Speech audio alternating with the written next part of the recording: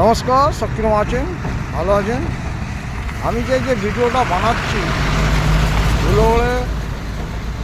ধুলোগড়ের এই যে ব্রিজের নিচে দাঁড়িয়ে আছি। তো এখানে একটু দাঁড়ালাম, এখানে রাস্তাঘাটগুলো এত গাড্ডা হয়েছে, সেই গাড্ডা নিয়ে আমি কিছু কথা বলতে চাই। তা সেই জন্যই গাড্ডাগুলোতে একটু কোনো কিছু ইট বালি দিয়ে দিলেই তো গাড্ডাগুলো বুঝে যায়।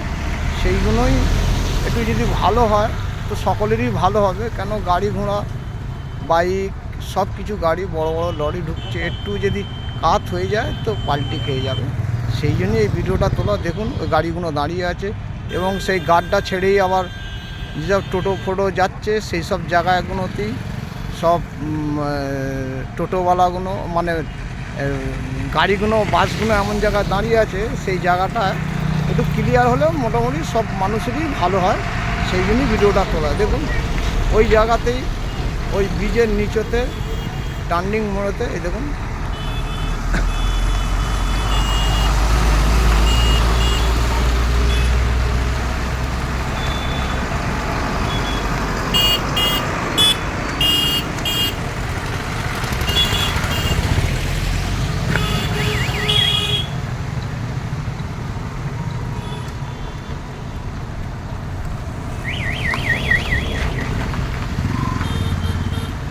বড় বড় বাসগুলো এক সাইডের থাকে, আর ছোট গাড়িগুলো সেই গাড্ডার মধ্যে পড়ে যাবে। তো কিন্তু সেই জায়গাটা, যেইখানটা ভালো সেইখানটায় বাসগুলো দাঁড়িয়ে থাকে, ওই জায়গাটা ক্লিয়ার থাকে না, কিন্তু ওই জায়গাতেই আপনার বাসগুলো দাঁড়িয়ে থাকে।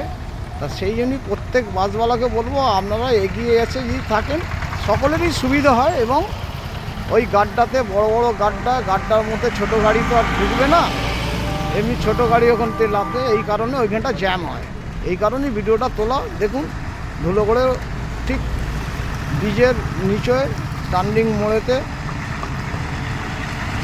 বাসগুলো ওখানে দাঁড়িয়ে থাকে, যেটা আপনার ধর্মতলা, ধুলোগড়, শিয়ালদা ওই বাসগুলো যাচ্ছে।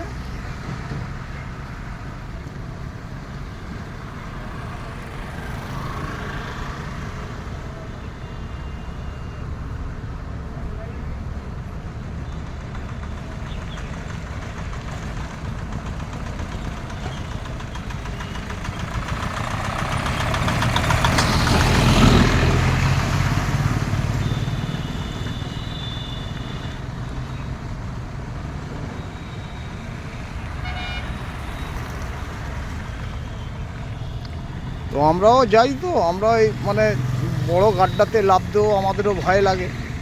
কেন, কোথায় হচ্ছে বড় গাড্ডাতে হয়তো কোনো অসুবিধে পড়ে যাব। সেই জন্যই মানে বড় বড় গাড্ডাতে যদি একটু মানে আপনার ইট ফিট কিছু ফেলে দিলে না, সেই গাড্ডাগুলো একটু ভক্তন হয়ে যায়। এইটাই আর কি আমাদের বলার অনুরোধ। ঠিক আছে, যদি ভিডিওটা ভালো হয় অবশ্যই লাইক, শেয়ার, কমেন্ট করবেন। আর যদি ভিডিওটা খারাপ হয় ক্ষমা করবেন। কেন এইসব ছোটো গাড্ডা ফাড্ডাগুলো থাকে, তো সেই জন্যই আমরা যে আমার দিকে পার হতে হয়। তো অনেক মানুষ ওখানে দাঁড়িয়ে থাকে ওই গাড্ডার এক সাইড দিয়ে হয়ে আসে। ঠিক কথা।